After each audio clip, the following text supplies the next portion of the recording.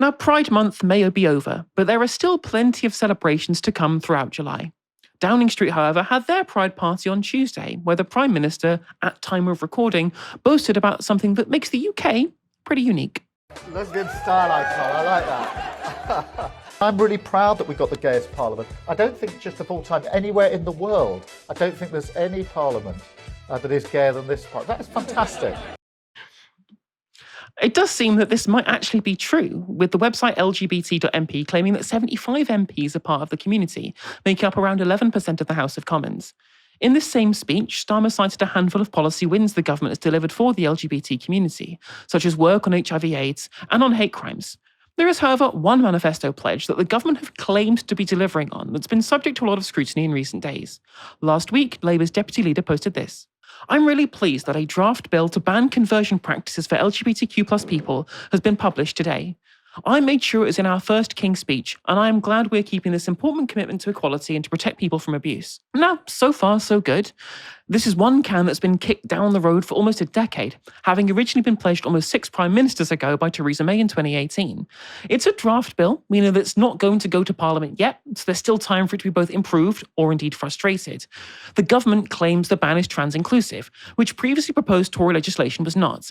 The devil is in the detail, however, and the BBC asked infamous Dr. Hilary Cass to comment on what the draft bill might mean for how the NHS treats transgender patients. The government says the draft proposals include exemptions for legitimate healthcare and set a high threshold for criminality, so that only acts that are abusive seeking to change someone's identity will be covered by the law. Dr. Hilary Cass, author of a landmark report into children's gender identity services, said it was important that the legislation allowed healthcare professionals to do their job without fear of litigation. She said, "I am pleased to see that the government is bringing forward legislation which not only gives a clearer definition of what conversion practices are compared to previous drafts, but also what they are not." What this appears to be referring to is a part of the draft bill that states that conduct which is carried out in the course of providing healthcare services is not conversion therapy, which looks suspiciously to me like one huge carve-out for the NHS to do as much conversion therapy as it wants. Given Labour's record on trans healthcare, none of us would be surprised to see such a loophole in the legislation. But it's a little galling to have it promoted to us in a chummy video of Downing Street's Pride Party, whilst at the same time having a current health secretary who won't acknowledge trans women and trans men are men and trans people are their gender, and a former health secretary who met with multiple gender critical groups, including expressing sympathy with the Bayswater support group. Bayswater were found by the Bureau of Investigative Journalists in 2024 to have members who would discuss in a private Discord about a potential abuse they had subjected their trans children to, including destroying their possessions and withholding money until they stopped being trans. Leaks published by Trans Safety Network have even also alleged that one member claimed to want to put chili sauce in their child's mascara. These things are also on top of Labour's continuation of the Tories' puberty blocker ban, their refusal to amend the Equality Act to word it to the nature of trans-inclusiveness that was in its intentional nature when it was made in the first place, and their millionth broken manifesto pledge to introduce gender self-ID alongside continually supporting gender-critical chairs of the Equalities and Human Rights Commission. For those that would claim that this is just their hand being forced by the Supreme Court ruling, first of all, Parliament is sovereign. They can change the Equality Act if they want. And secondly, they were saying this stuff before the election as well. In the run-up to the 2024 election, Keir Starmer had said trans women shouldn't be allowed in women's spaces, even with a gender recognition certificate, had called for a Section 28-style legislation to prevent schools teaching what he called gender ideology, and Labour delegates to the Council of Europe tried to stop them from condemning the UK's treatment of trans people. That motion at the Council of Europe included us alongside Orban's Hungary and Putin's Russia. On legal gender recognition, the rainbow map puts us on their level too, as one of the most hostile in Europe and the single most hostile in Western Europe. Given this legacy of the Labour government, it seems the height of temerity to boast about how gay Parliament is while being so hostile to certain parts of the LGBT+ community. And for what it's worth, the community isn't buying it either. According to new polling from YouGov, support amongst non-straight people for the Labour Party has plunged by 24 points since the election to only 18%, with Zach Polanski's Green Party in first with a staggering 40%, and they've been unequivocal on trans rights. The LGBTQ community clearly won't be convinced by pablum about how gay Parliament is. What we actually want is real policy.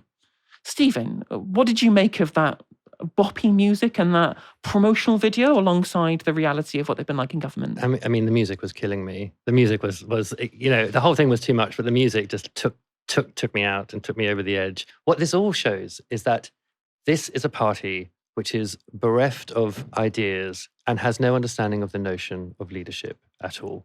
So what you have in the trans case is like this sort of sense that it's sort of hoping that things will kind of sort themselves out and it doesn't have to intervene too much. So it doesn't have to get involved in so-called culture wars, but which are actually wars which affect people's lives. They're at the level of ideology, but they have material effects which are very, very significant. When you see that map of Western Europe, it's completely embarrassing. And by having this position on a very important issue, but treating it as though it's something that the government treating it as though it's something it can stay out of, means that it just concedes so much ground to American interest groups who are pouring money into this country to undermine not only trans rights, but various other kinds of civil liberties, like the right to abortion, for example. And, you know, Keir Starmer has loved standing on stage and talked about like the first duty of government is security. The first duty of government is to, you know, keep us safe. But keeping us safe means keeping out interference, which is not part of our own, you know, our own sort of contract with each other, which is that we are, on the whole, a live and let live sort of country. Increasingly, we're not like that. Increasingly, we're much more concerned with you know, trumped up, and I mean that sort of literally, trumped up battles at the ideological level, which are sort of out winning online rather than thinking about what the actual impacts are on people in their ordinary life. And one side exaggerates the actual impacts on ordinary people in their ordinary lives of having a certain kind of inclusive legislative agenda, and the other side actually has to feel the impacts of those extraordinary of those impacts on their ordinary lives caused by you know, the government just not taking any sort of stand on what kind of country we want to be and how we want to treat one another. And so it's no surprise to me at all that queer people are moving over to the Greens, because it's the one thing that queer people understand, is that actually standing up for each other is really, really important. And when you see a Labour Party that doesn't stand up for one component of your community, while, you know, jigging around and, you know, being called, I think as he was, a lesbian, as Starmer was, a lesbian style icon, and finding it, you know, funny and, you know, feeling like all good about it, you know, rather than actually materially standing with people who continue to need protection from bigotry and from homophobia and from transphobia.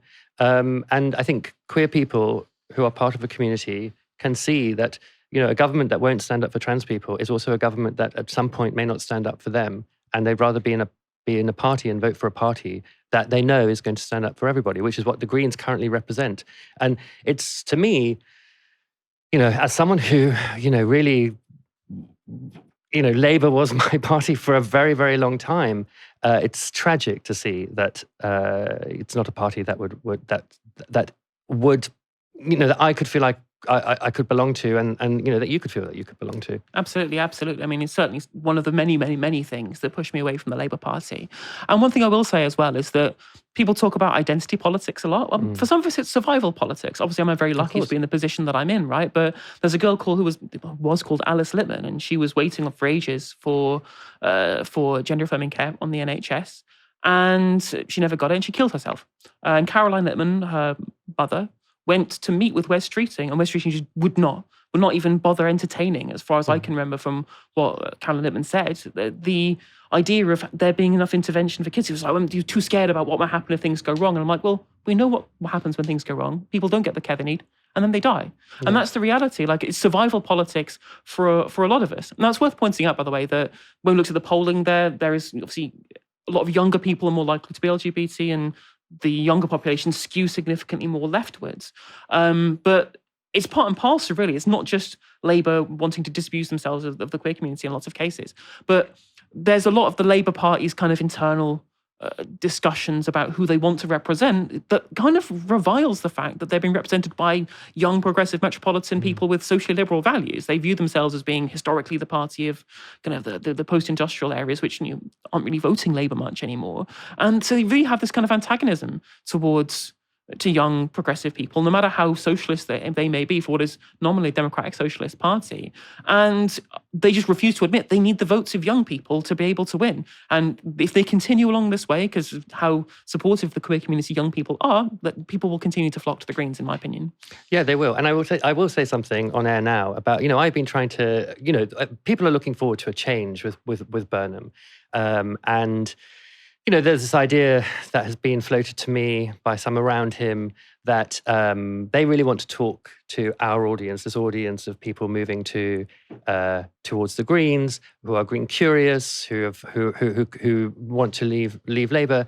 And I've been trying very hard to make contact, to get someone on to, I've sort of said, we would welcome Burnham on the show. We would welcome an interview with him. If he wants to talk to our audience, he can come on literally at any time, and it has fallen on totally deaf ears, which doesn't really indicate that this idea of going after the sort of voter bloc that you're thinking about, this kind of newer, younger voter bloc, is something that they're really considering, I would say. Well, again, a lot of these politicians, especially in Labour, they're just triangulation machines.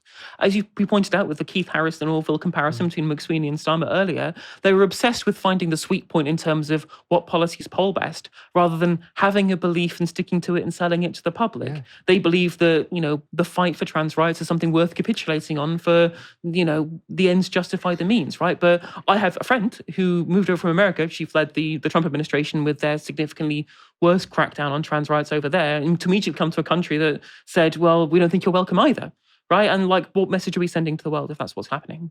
It's such bad politics. Like, people can see through triangulation. They know when they're being taken for fools. They know when they're sort of being offered something in the hope that they'll make up a kind of patchwork which will get this party into a majority. People aren't inspired by it. People are inspired by ideas. And some of those are, if you have bold ideas, good ideas, inclusive ideas, yeah, it's going to piss some people off. You may lose some people, but you will gain many, many more. Absolutely, absolutely. People talked about that. They talked about Jeremy Corbyn specifically. A lot of people, even Farage said this, right?